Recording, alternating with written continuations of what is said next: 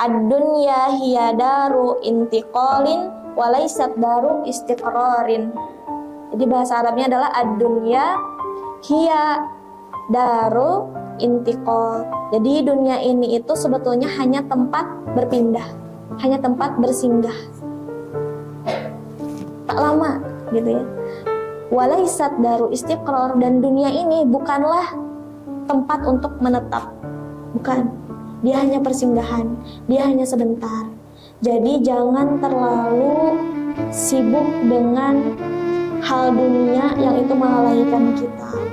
Sibuk-sibuklah untuk menyiapkan perbekalan untuk kita kembali kepada akhirat. Karena Allah sudah sampaikan negeri akhirat itu hak gitu ya, benar adanya. Dan dia bahkan akhirat ini, mungkin kita merasa hari ini akhirat ini tak nyata, tapi Allah sudah sampaikan akhirat itu benar adanya, maka bersibuk-sibuklah kita untuk menyiapkan perbekalan akhirat. Kalau kita sangat serius mengusahakan perkara duniawi, maka sesungguhnya seharusnya kita lebih sibuk lagi untuk menyiapkan kehidupan akhirat kita yang tidak ada akhirnya. Akhirat itu kekal selama-lamanya. Kalau di surga, ya sudah kekal di surga. Kalau di neraka, kekal di neraka kalau dia tidak memiliki keimanan. Gitu ya. Innal hamdalillah nahmaduhu wa nasta'inuhu wa nastaghfiruh wa na'udzu billahi min syururi anfusina wa min sayyiati a'malina, man yahdihillahu fala mudhillalah wa may yudlil fala hadiyalah. Asyhadu an la ilaha illallah wa asyhadu anna Muhammadan abduhu wa rasuluh. Allahumma ighfir lana dzunubana wa liwalidayna warhamhuma kama rabbawna shighara. Rabbi zidna ilma warzuqna fahma wa amalan mutaqabbala. Rabbi syrah li sadri wa yassir li amri wahlul 'uqdatam min lisani yafqahu qawli. Allahumma aftah alaina futuhal 'arifin bihikmatik wa anshur alaina rahmatak wa dhakkirna ma nasina ya dzal jalali wal ikram. Allahumma ij'alna bi syar'ika 'alimin wa bima 'allimna 'amilin wa fi 'amalina mukhlisin. Allahumma amin. Alhamdulillah, pertama-tama saya ungkapkan puji beserta syukur kepada hadirat Allah Subhanahu wa taala yang mana telah memberikan kita kesempatan ya untuk bersama-sama berkumpul di masjid yang insya Allah muliakan. Alhamdulillah, Allah masih berikan kita nikmat kesehatan, juga nikmat waktu luang, sehingga Allah sampaikan langkah kita menuju Masjid At-Taqwa ya. Dan tak lupa saya juga ungkapkan rasa terima kasih kepada pengurusi masjid beserta EJK Masjid yang sudah mengundang saya untuk hadir di sini, dan juga kepada ibu-ibu semua yang sudah hadir di sini ya, saya ucapkan terima kasih. Karena mungkin di luar sana masih banyak ibu-ibu yang boleh jadi mereka ingin ada dan duduk di majelis ilmu tetapi tidak ada kesempatan, dan di sini alhamdulillah gitu ya, kita semua diberikan kesempatan ya untuk bersama-sama yang insya Allah kita akan menimba ilmu bersama. Alhamdulillah ya, kata alhamdulillah adalah satu kata yang hendaknya senantiasa kita ucapkan ya. Kenapa? Karena begitu banyak nikmat yang telah Allah berikan kepada kita yang boleh jadi seringkali luput dari rasa syukur ya. Boleh jadi kita lupa bahwasanya kesehatan kita ini sebetulnya adalah Allah yang berikan, bukan tersebab karena kita menjaga kesehatan, bukan tersebab karena kita sering mengamalkan makanan-makanan yang sehat gitu ya. Tapi hakikatnya kesehatan itu adalah dari Allah Subhanahu wa taala. Oke, pada hari ini karena petang ya, jadi kita bincang santai. Kita bahas yang santai-santai aja. Dan sebelumnya perkenalkan nama lengkap saya Neng Wina Hartati. Ya mungkin di sini namanya agak sedikit asing ya karena saya berasal dari Indonesia. Alhamdulillah tahun 2023 saya sudah menamatkan pengajian di Mesir dan alhamdulillah sudah 1 tahun tinggal di Malaysia.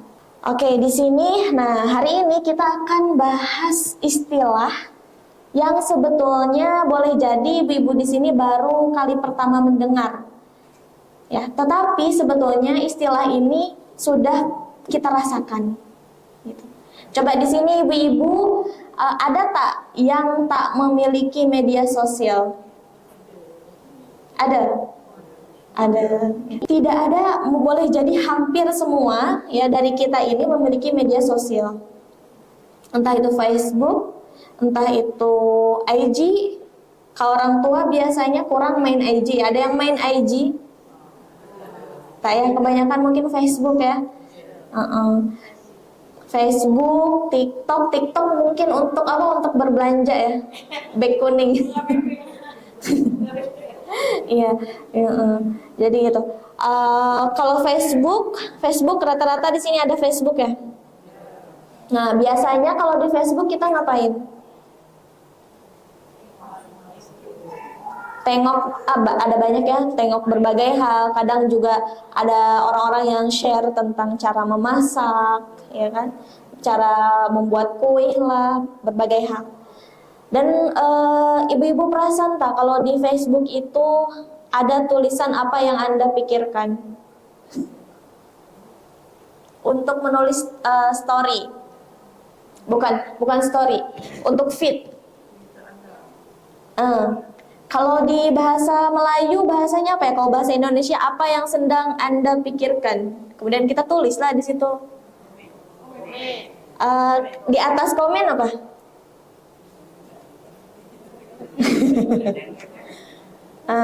Biasanya tuh kalau di Facebook kan dia ada story, ya ada story, kemudian ada feed. Feed itu untuk yang ada tulisan apa yang sedang Anda pikirkan. Kemudian barulah di situ ada komen. Apa yang sedang Anda pikirkan. Nah gitu. Nah jadi hari ini kita akan membahas istilah FOMO. Mungkin ibu-ibu di sini juga baru kali pertama mendengar istilah FOMO. FOMO itu dia istilah dalam bahasa Inggris, fear of missing out. Jadi dia itu bermakna ketakutan untuk tertinggal sesuatu. Dia merasa takut ketinggalan. Ya. Ibu-ibu perasan tak kalau misalkan kita bermain media sosial, kemudian tengok misalkan jiran kita ke kawan kita, misalkan dia pergi melancong misalkan ke Indonesia, ke Thailand, atau misalkan dia pergi berbelanja, atau misalkan beli kereta baru, terus kemudian diupload di Facebook, kemudian kita melihat, tengok, dan ada perasaan di diri kita, waduh, kok jiran saya, kawan saya sudah memiliki banyak pencapaian, sedangkan saya kok masih seperti ini, ya, belum ada rumah misalkan. Belum ada kereta baru, kereta pun kereta lama, belum pernah bepergian, hanya duduk di kampung saja, misalkan ya duduk di rumah. Kemudian di situ kita muncul perasaan, saya juga nak seperti dia, gitu ya. Ada muncul di situ, yang paling parah itulah ada muncul rasa iri atau rasa hasad. Nah, di zaman sekarang nih ibu-ibu, yang mungkin kalau misalkan ibu-ibu jarang bermain media sosial, itu mungkin kurang terdampak. Tapi bagi orang-orang yang setiap harinya melihat media sosial, entah itu scrolling kah atau mencari informasi kah, itu rentan terkena penyakit FOMO. Ya. Istilah FOMO itu istilahnya ikut-ikutan. Misalnya nih hari ini sedang viral misalkan makanan apa, misalkan kedai mana yang makan sedap, atau kunafa misalkan, atau coklat Dubai. Nah akhirnya karena kita mendapatkan informasi itu di media sosial, akhirnya kita pun nak juga gitu kan, nak makan coklat Dubai, nak berpergian ke Thailand misalkan, nak juga bercuti ke Indonesia misalkan. karena melihat orang-orang di media sosial, mereka sharing, mereka mengambil gambar, posting gitu ya, upload tentang pencapaian mereka yang sudah makan ini, sudah pergi ke kedai ini, menunjuk betul. Dan media sosial memang kebanyakan orang dia akan menunjukkan dia memiliki apa, pergi kemana, makan apa. Nah ini ternyata ya akan memicu sikap FOMO, yang akhirnya boleh jadi kita nih sebetulnya tak mampu lagi untuk bercuti, misalkan pergi ke luar negara misalkan ya. Tetapi karena kawan kita tadi dah pergi, akhirnya kita pun ingin. Ya. Akhirnya kita pun memaksakan kondisi kita yang tak mampu ini untuk pergi juga misalkan. Nah akhirnya apa? Akhirnya hal ini memberikan dampak yang sangat luas. Karena sebetulnya dia itu belum mampu, akhirnya apa? Misalkan memaksa suami untuk memberikan duit untuk kita boleh pergi. Memaksa suami untuk buat kerja banyak hal supaya boleh memenuhi keinginan kita, keinginan istri gitu. Jadi sebetulnya mungkin di sini ibu-ibu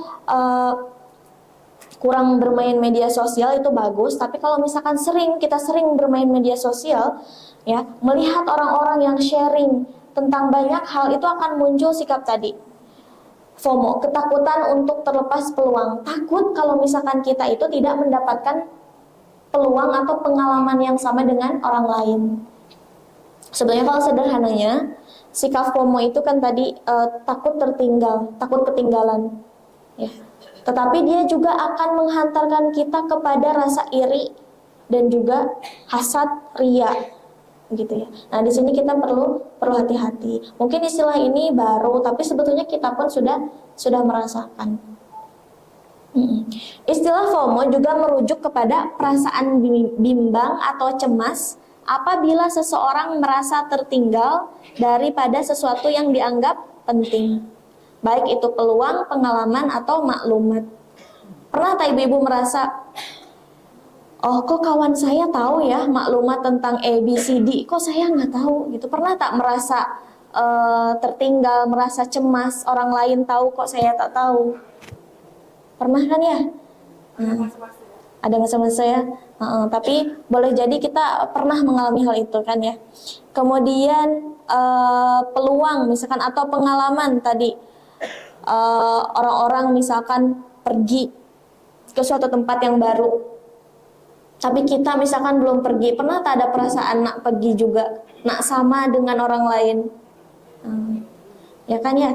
Nah jadi sebetulnya istilah FOMO ini setidaknya pernah kita alami. Nah ternyata sikap FOMO atau ikut-ikutan tadi, takut tertinggal gitu ya. Nah ini ternyata dia banyak dampak negatifnya, terlebih lagi kepada generasi muda, yang mana generasi muda sekarang memang mereka tak boleh dilepaskan dari gadget ya. Mereka entah pergi sekolah, di rumah, entah pergi kemanapun itu, kedai makan, mesti di tangan mereka ada gadget ya. Bahkan nak tidur pun, bahkan pergi ke tandas pun, dia tetap bawa gadget. Nah gadget itu adalah handphone ya, entah itu handphone kah, iPad kah gitu ya. Pokoknya zaman sekarang itu, anak-anak sekarang mereka tidak terlepas dari yang namanya handphone, kemanapun akan mereka bawa ya. Kalau misalkan mereka tidak ada internet dalam handphonenya, mesti mereka akan meminta kepada orang tua mereka untuk nak juga diisi gitu. Tak dapat hidup rasanya sehari tanpa internet. Nah itu anak sekarang ya. Mungkin ibu-ibu di sini alhamdulillah ya, karena mayoritas generasi mungkin yang lahir tahun 80-an mungkin ya. Jadi tidak terlalu begitu ketergantungan terhadap teknologi. Tidak begitu ketergantungan terhadap handphone. Nah, tetapi anak sekarang, bahkan saya pun merasakan gitu ya, sehari tanpa handphone tuh rasa hambar, bahkan rasa ada tadi muncul rasa takut. takut ketinggalan informasi, orang-orang tahu maklumat tentang apa-apa, karena kita tak pegang handphone akhirnya kita tertinggal. Nah, itu juga perasaan yang ditimbulkan dari rasa FOMO. Nah, sikap FOMO ini tadi ikut-ikutan tuh, dia sebetulnya akan menghabiskan masa kita. Kenapa? Karena kita akan terus tengok handphone, akan terus tengok media sosial. Bahkan orang banyak buang masa. Padahal ya seperti yang kita ketahui bahwa masa itu hanya sebentar, masa kita di dunia ini hanya sekejap. Tapi kalau misalkan kita habiskan untuk media sosial, berarti kita tak dapat melakukan aktivitas-aktivitas lain. Ya, padahal hidup kita di dunia ini tuh hanya boleh jadi sekitar 60 tahun kah, 70 tahun. Ya, tapi kalau misalkan sehari kita gunakan untuk bermain handphone, tengok-tengok pakaian ke, ya kan? Di TikTok nih tak cukup 15 menit, ya kan? Paling sekejap 30 menit. Ya. Entah itu tentang jilbab kah, tudung kah, peralatan dapur kah, gitu kan. Nah, itu hanya akan menghabiskan waktu kita. Pilih terus, bahkan kita merasa sebetulnya dah ada pilihan kita nak membeli tudung ini misalkan, tapi kita merasa takut nih nantinya ada yang lebih bagus atau lebih murah, akhirnya kita pun terus mencari, ya kan? Atau jilbab misalkan sama juga, di sini 50 ringgit, di toko sebelah, di kedai sebelah berapa ya, kita pun terus mencari yang paling murah, padahal itu akan menghabiskan waktu kita. Bahkan yang ditengok pun awalnya nak tengok tudung saja, akhirnya jadi tengok pinggan lah, akhirnya tengok bekas lah untuk simpan makanan di peti sejuk lah, gitu kan, bunga lah, macam-macam akhirnya kita tengok, ya. Padahal dalam waktu 30 menit, 1 jam, sebetulnya kita boleh, misalkan kalau membaca Al-Quran, boleh membaca 1 juz, gitu ya. Yang mana kalau misalkan waktunya kita gunakan untuk membaca Al-Quran 1 juz, yang boleh jadi ada puluhan ribu huruf, berapa pahala yang sudah kita dapatkan? 1 huruf itu 1 pahala, gitu ya. Apalagi sekarang momentum di bulan Rajab, ya, yang mana Allah itu akan melipat gandakan pahala, ya. Gitu. Jadi ini harus menjadi perhatian kita, ya, karena mungkin dalam sehari itu boleh jadi ada 3 jam yang kita gunakan untuk tengok handphone. Kalau di handphone saya itu ada apps yang dia akan memperlihatkan berapa jam kita main IG, berapa jam kita buka Facebook, berapa jam kita buka TikTok. Nah, dari situ kita dapat mengevaluasi, oh ternyata kalau sehari sampai 3 jam ya tengok media sosial, ya, berarti itu waktu yang terlalu lama, gitu ya. Iya, kalau di situ kita mendapatkan banyak maklumat yang positif. Tapi kan kebanyakan video-video atau informasi yang muncul itu adalah hal-hal yang tidak berfaedah. Ya.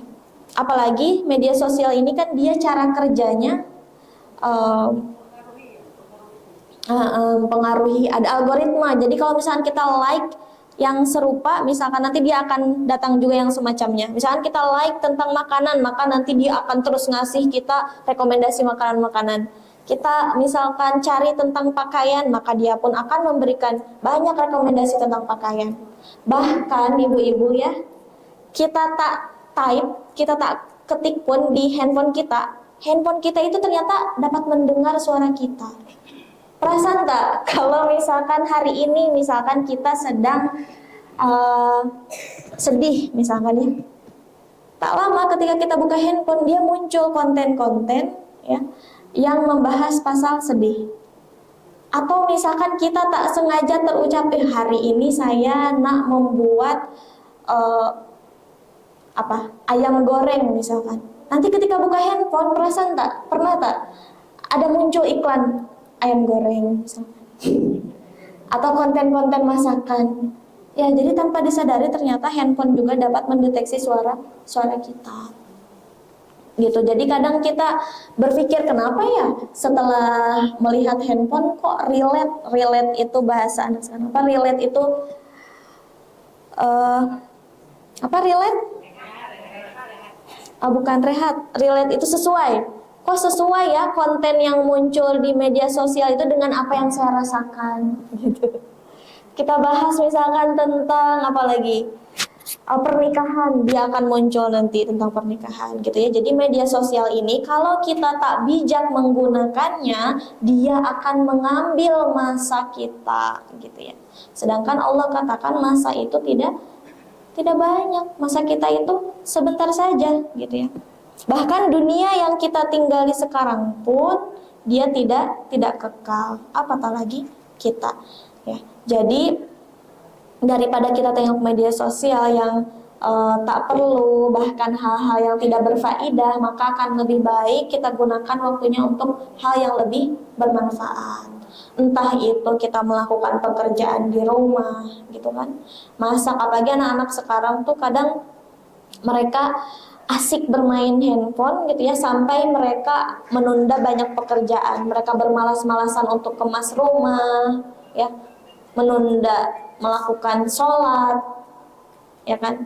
Nah, jadi ini banyak sekali dampak negatifnya. Nah, kemudian pengaruh sikap FOMO tadi, takut tertinggal tadi, karena FOMO itu kan dia merasa takut ketinggalan, gitu kan? Merasa takut tertinggal. Akhirnya dia pun selalu melihat tengok notification.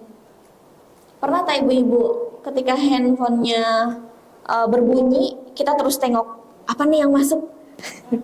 Message dari siapa nih? Siapa nih yang upload story misalkan?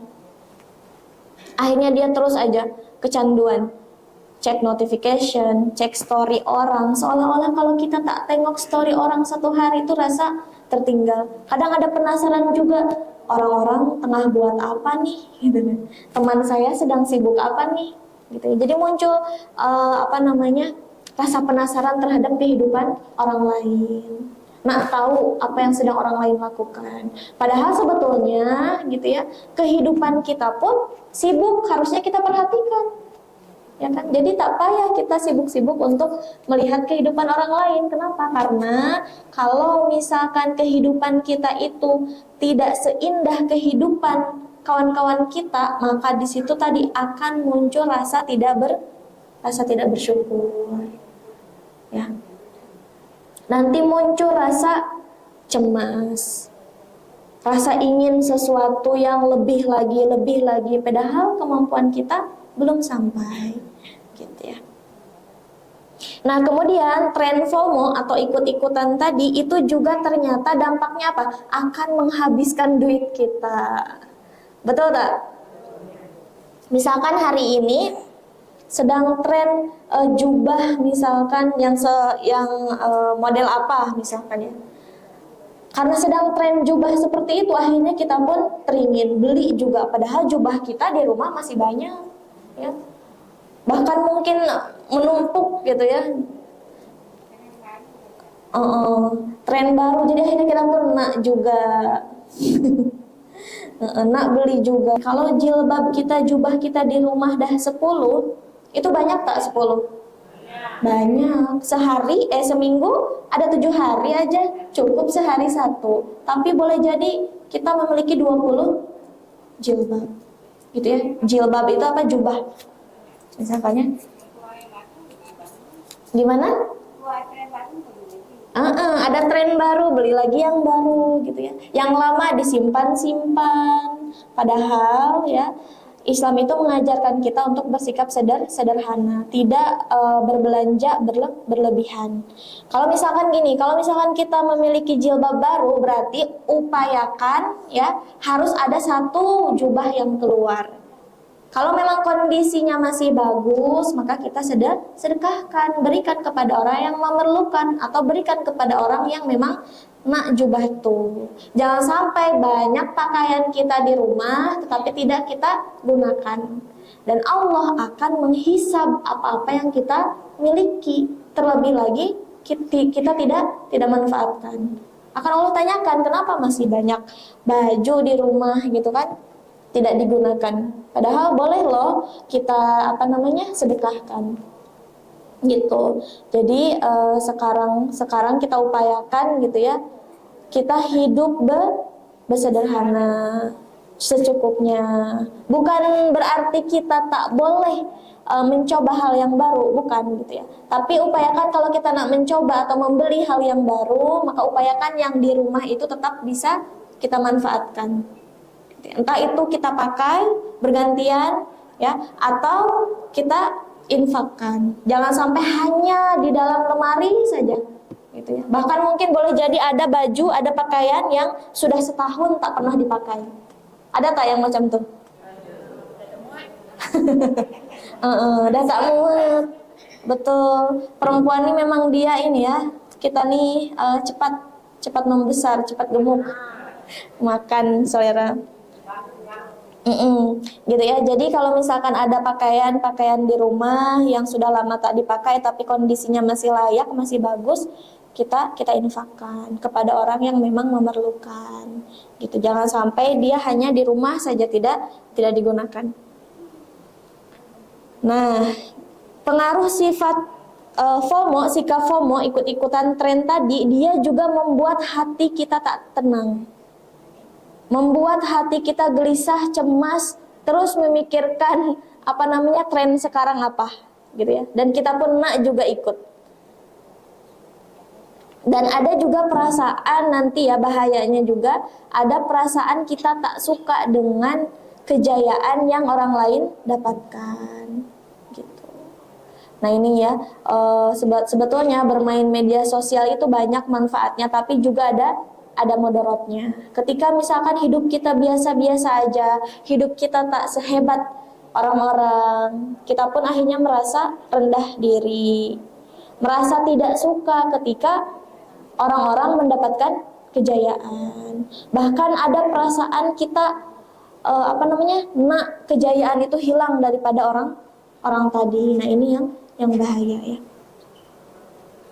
Nah kemudian sikap FOMO ini ya, yang sekarang sebetulnya sikap FOMO ini dia banyak juga dialami oleh anak-anak muda. Ya. Anak-anak muda zaman sekarang, bahkan saya baca salah satu berita di Malaysia ini, banyak anak di usia 30 tahun ke bawah, berarti itu termasuk muda kan ya, tapi mereka mengambil hutang, mereka berhutang. Hanya untuk apa? Hanya untuk membeli keperluan yang bukan asasi. Misalkan mereka nak upgrade handphone, misalkan sekarang ada keluaran terbaru, misalkan dia nak beli yang terbaru, padahal handphone dia yang lama pun masih bagus. Sebenarnya dia tak mampu pun, akhirnya apa? Dia berhutang. Gitu. Jawab.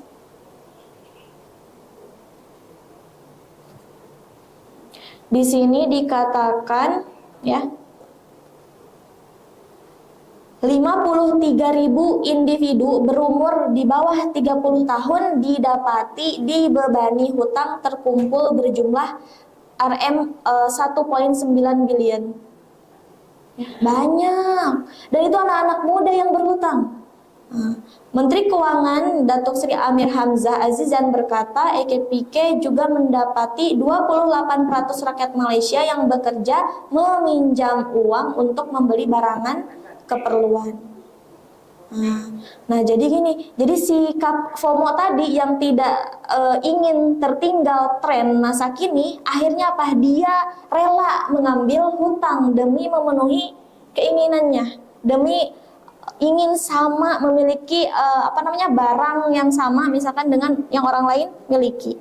Karena dia sebetulnya belum mampu, akhirnya dia pun berhutang. Padahal hutang ini berat gitu ya. Sebenarnya hutang ini berat. Tapi itulah orang-orang sekarang, anak-anak muda zaman sekarang, mereka tak malu untuk berhutang. Padahal entah mereka pun mampu membayar atau tak, tapi yang penting mereka terpenuhi keinginannya. Nah ini yang bahaya. Dan mungkin anak cucu kita dijagalah supaya dinasihatkan supaya tidak ikut tren, ya. Membeli apa yang perlu, jangan yang sesuai keinginan. Kalau ditanya ingin, kita memang membeli ini itu gitu ya. Tapi kita tanya balik, perlu tak? Betul-betul perlu tak? Gitu ya. Jadi kita pun sama ketika ingin membeli barang, ya apapun itu, baik itu keperluan di rumah, entah itu pakaian kita, entah itu makanan, ya apapun itu kita perlu tanyakan kembali kepada diri kita, sebetulnya ini keinginan atau keperluan. Kalau keperluan, bolehlah kita beli. Tapi kalau hanya sekedar keinginan, ya berarti itu sesuatu yang bukan priority, gitu ya. Nah, untuk menghindari sikap FOMO tadi, sikap ikut-ikutan, ya takut tertinggal tren, mengikuti tren. Nah, kita perlu menanamkan pada diri kita sifat qanaah. Nah, mungkin ibu-ibu di sini dah tak asing dengan istilah qanaah, sifat qanaah. Sifat qanaah itu apa? Betul, siapa yang jawab, yang mana? Iya, merasa cukup. Ya.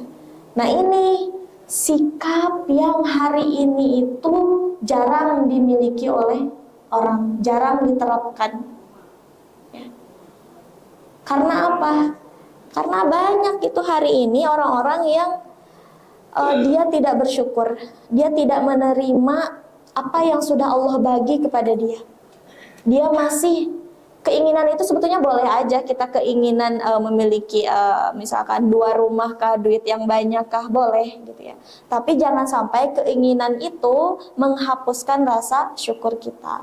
Jangan sampai keinginan tadi ya melupakan bahwa sebetulnya nikmat Allah itu sudah banyak diberikan kepada kita, gitu ya. Jadi di sini kita perlu sekali untuk memiliki sifat qanaah.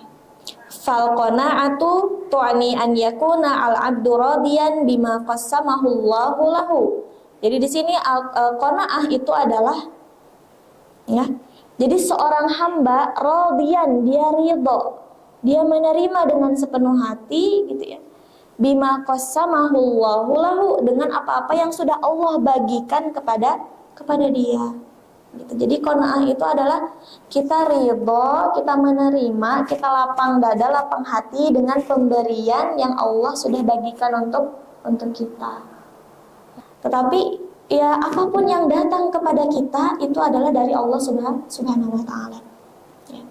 Jadi kita harus ridho dengan apa-apa yang Allah berikan, meskipun hal ini tidak mudah.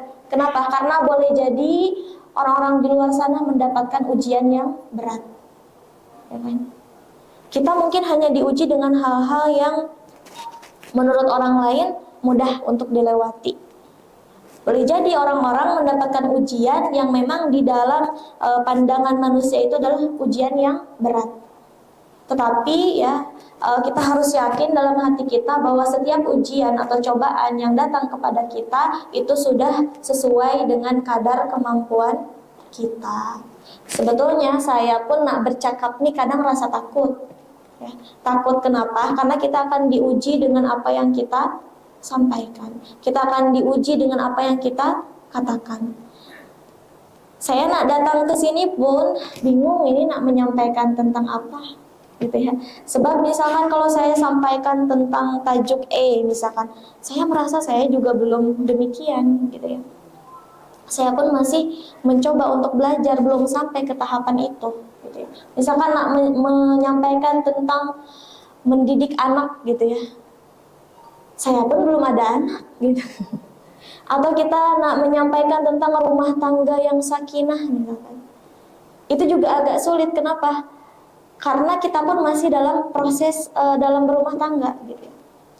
Jadi kita akan diuji dengan apa-apa yang kita sampaikan. Dan saya memang beberapa kali, bahkan sering kali merasakan hal itu. Kita misalkan menyampaikan tentang sikap sabar, esoknya atau beberapa hari kemudian kita diuji dengan sesuatu yang mengharuskan kita sabar. Nah, jadi sebetulnya menjadi penyampai itu tidak mudah. Kalau bisa ya, saya pun tak pernah menyampai. Kalau boleh di rumah sajalah, gitu ya. Takna menyampai ke orang. Tetapi ya, yang namanya seorang muslim ya, dia memiliki kewajiban untuk amar ma'ruf nahi munkar. Jadi nak kita tetap harus menyampai. Dan menyampai ini bukan tugasnya para ustazah, bukan gitu ya. Tapi tugasnya sesama muslim. Jadi kita semua memiliki kewajiban untuk berdakwah, untuk beramar ma'ruf, mengingatkan atau memerintahkan kepada kebaikan dan nahi mungkar, melarang keburukan. Dan amar ma'ruf nahi mungkar ini perlu sekali kita jalankan. Kenapa? Karena ketidakadaan amar ma'ruf nahi mungkar ini akan memunculkan berbagai kerusakan, bahkan kemaksiatan. Misalkan anak-anak sekarang, generasi sekarang, banyak sekali kita mendengar anak-anak yang misalkan hamil di luar nikah. Ya, atau misalkan case jenayah misalkan. Nah, boleh jadi jiran-jiran tuh tahu anak itu tuh suka main dengan laki-laki misalkan, padahal mereka belum dalam pernikahan. Tetapi kita mengabaikan, kita tak mengingatkan, kita tak nak menegur, biar sajalah hidup-hidup dia gitu. Nah, padahal kita sebagai sesama muslim ada tanggung jawab, ada keharusan mengingatkan siapapun itu gitu ya.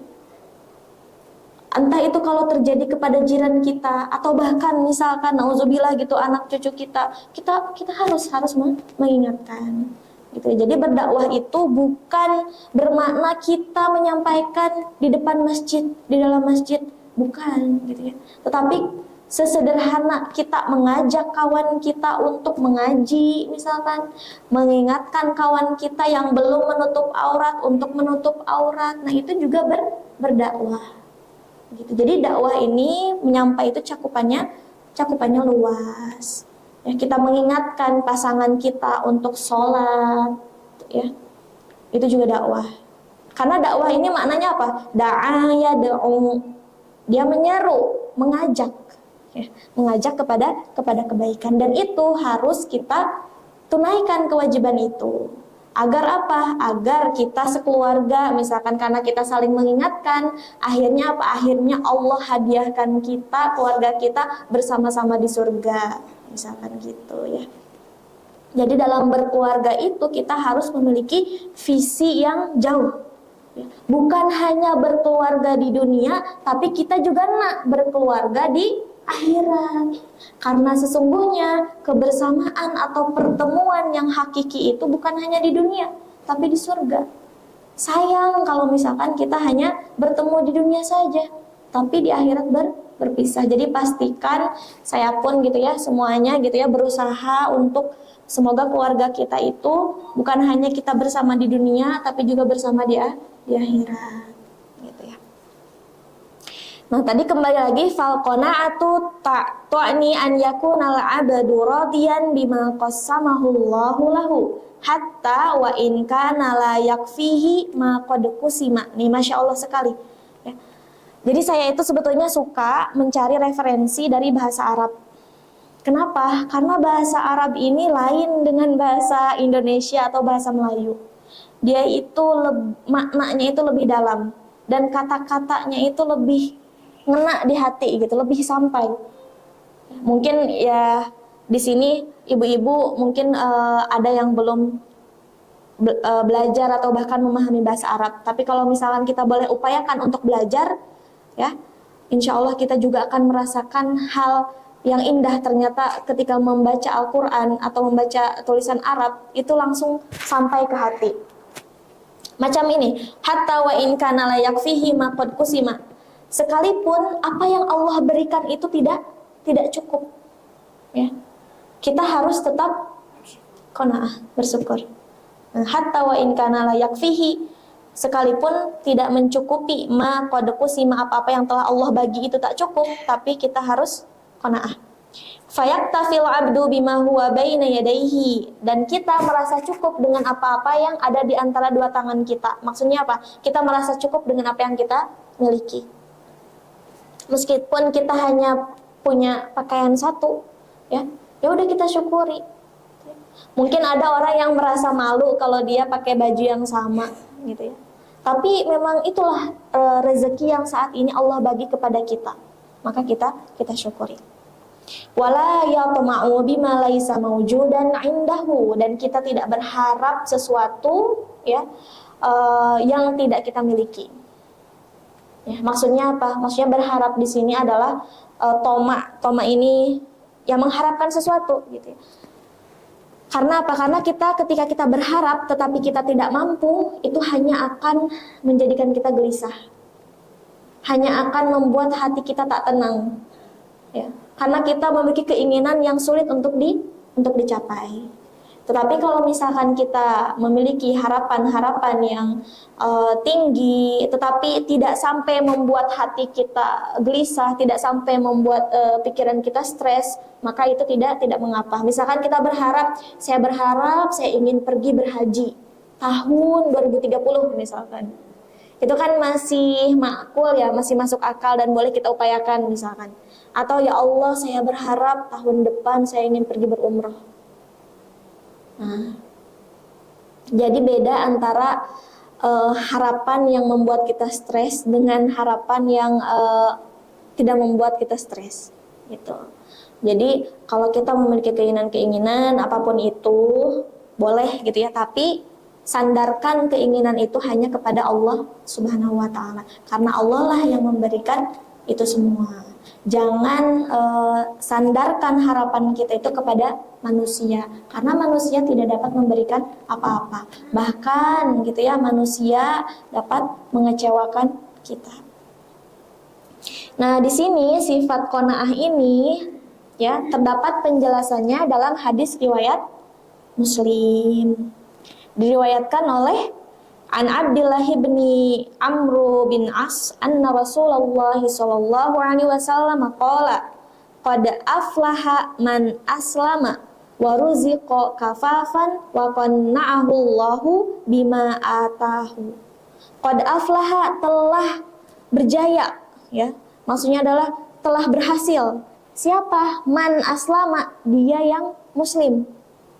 Ini dalam hadis dikatakan telah berjaya. Siapa yang berjaya? Itu orang-orang muslim. Wa ruziqa kafafan, dan dia direzekikan rasa cukup. Wa qanna'ahu Allahu bima atahu, dan dia merasa ridho, merasa qanaah dengan apa-apa yang Allah berikan kepadanya.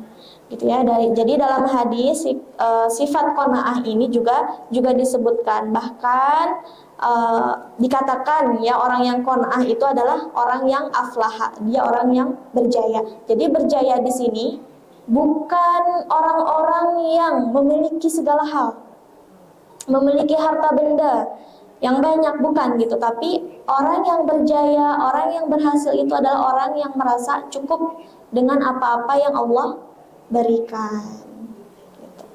Qad aflaha man aslama wa ruziqa kafafan wa qanna'ahu Allahu bima atahu.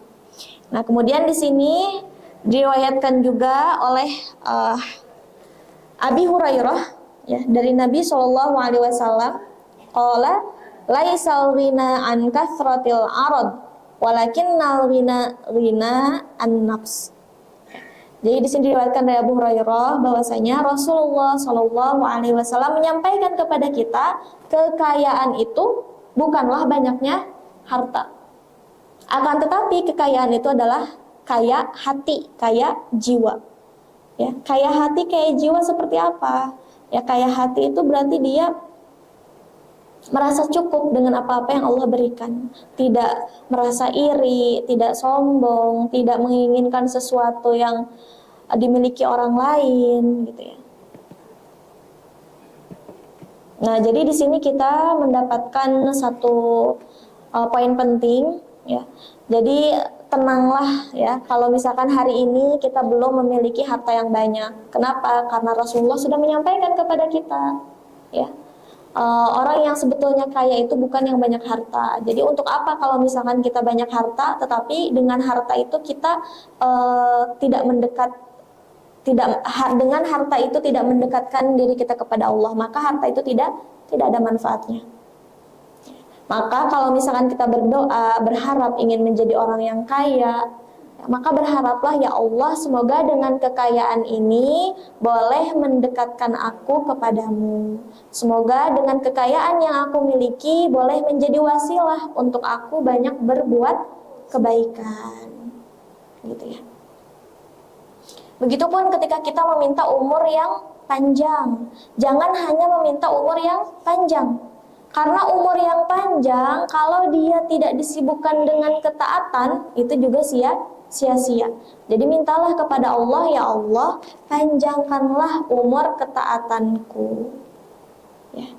Panjangkanlah umur ketaatanku. Karena berapa banyak orang yang diberikan umur panjang oleh Allah, tetapi bukan untuk beribadah kepada Allah. Ya. Gitu ya. Jadi kehidupan kita di dunia ini, keberadaan kita di dunia ini bukan semata-mata untuk hidup, bukan semata-mata hanya untuk berkeluarga, memiliki anak, kemudian menua, kemudian meninggal, bukan gitu ya. Tetapi Allah ciptakan kita di dunia ini memiliki tujuan yang jelas, ya, yaitu untuk beribadah kepada Allah. Wa ma khalaqtul jinna wal insa illa liya'budun. Jadi tidaklah aku ciptakan jin dan manusia kecuali untuk beribadah kepadamu. Dan ibadah ini cakupannya luas gitu ya, bukan hanya sholat. Sholat sudah tentu harus kita laksanakan. Kenapa? Karena seorang muslim yang tidak sholat, bahkan dia mengingkari sholat, takna sholat, dia meyakini sholat itu tidak wajib, maka berarti dia sudah kufur gitu ya, kafir. Karena dia takna sholat. Jadi sholat itu adalah satu ibadah yang memang harus kita lakukan. Tak akan bermakna apa-apa amalan-amalan baik yang lain kalau kita tak sholat. Misalkan ada orang yang dia senang bersedekah, senang berinfak, gitu ya, tetapi dia tak sholat. Apakah bermanfaat bagi dirinya infak yang tadi? Tidak. Gitu ya. Semua amalan apapun tak akan menempel gitu ya istilahnya kalau dia tak sholat. Jadi mungkin boleh jadi di antara kita yang dulu mungkin ya pernah tertinggal sholat, yang dulu mungkin tidak memiliki pengetahuan bahwa sholat itu wajib. Boleh jadi ada sholat-sholat kita yang tertinggal, maka qadha, kita upayakan untuk qadha. Meskipun sholat itu ada masanya, ada waktunya, tapi itu sebagai upaya kita, semoga Allah menerima ibadah kita gitu ya. Atau misalkan nih sebentar lagi kita menuju Ramadan, ya kan nih, Rajab, Sya'ban, Ramadan. Nah, yang masih memiliki hutang puasa maka segera bayar. Apalagi perempuan nih yang melahirkan lah, nifas gitu ya, yang batal puasanya hingga 30 hari, 15 hari, banyak kan ya. Nah, ini harus segera diqadha. Kalau tak sempat qadha, maka kita harus bayar fidyah. Tetapi meskipun bayar fidyah, tetap puasa itu harus diqadha. Jadi fidyah dan qadha. Gitu ya. Nah, ternyata kalau kita memiliki sifat qanaah dalam diri kita, maka ini akan meningkatkan keimanan kita. Ziyadatul iman billahi fil qalbi. Dia akan meningkatkan keimanan kita di dalam hati. Wal yaqinu bihi, dan yakin kepada Allah. War ridha bima katabahu lil abdi min rizqin fi qadrihi. Dan kita merasa ridha dengan apa yang sudah Allah tetapkan, baik itu rezeki atau apapun itu. Fayakunul muslim al-qanu ala thiqatin bi anna Allaha huwa ar-razzaq. Dan kita meyakini bahwa Allah itu adalah ar-razzaq. Allah itu yang memberikan rezeki. Wala ahadun karimun wa dzu minnah wa fadlin alaihi siwallah. Dan tidak ada seorang pun gitu ya yang lebih mulia daripada Allah. Jadi kalau misalkan kita memiliki sifat qanaah, maka itu akan memunculkan rasa keyakinan, keimanan kepada Allah, dan hati kita pun merasa tenang, merasa cukup. Sudah 1 jam ya? Oke, ibu-ibu di sini sudah dah penata. Oke. Nah, terakhir ya, saya memiliki satu perkataan yang Masya Allah sekali ketika saya baca, ini membuat saya tersadar gitu ya, bahwa kehidupan di dunia ini hanyalah sebentar. Ad-dunya hiya daru intiqalin walaysat daru istiqrarin.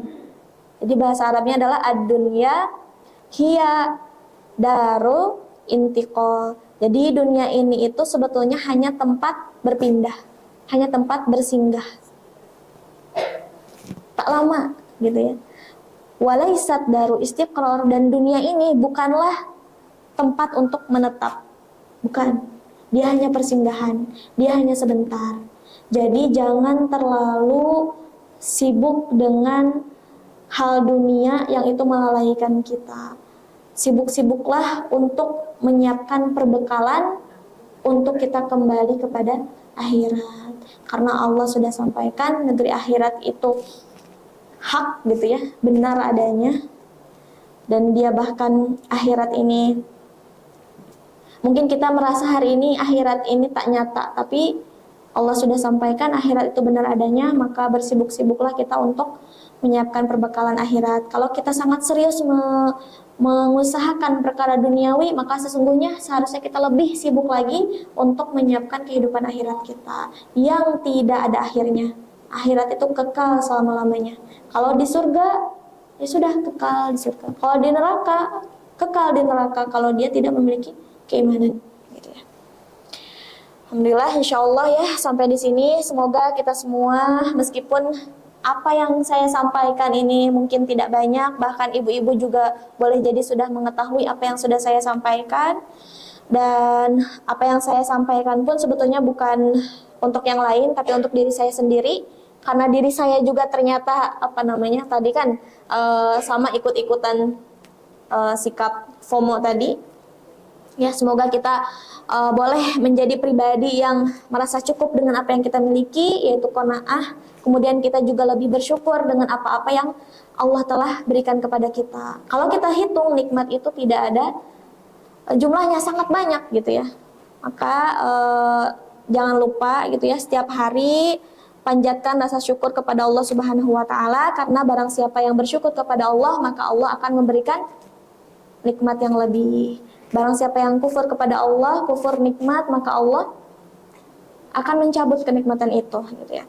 Bahkan dikatakan inna azabi lasyadid. Bagi orang yang kufur nikmat, sesungguhnya azabku itu sangat pedih.